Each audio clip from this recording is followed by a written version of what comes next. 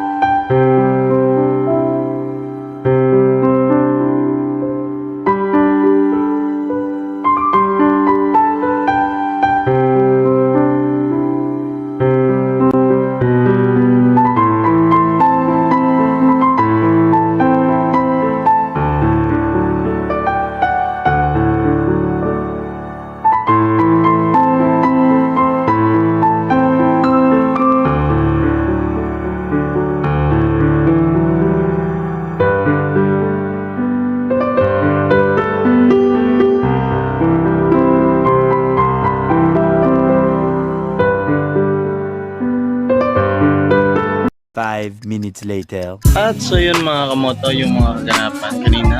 So maraming salamat po sa inyong panonood sa ating video for today mga kamoto. Bago pa kayo sa aking YouTube channel, huwag kalimutan mag-like, share, and subscribe. Click notification bell para mag-update kayo lagi sa ilang mga video. Don't forget, i-follow na din po yung ating Facebook page para mag-update kayo sa ating upload mga video. At again, see you sa ating next vlog. Again, of course, Motovlog.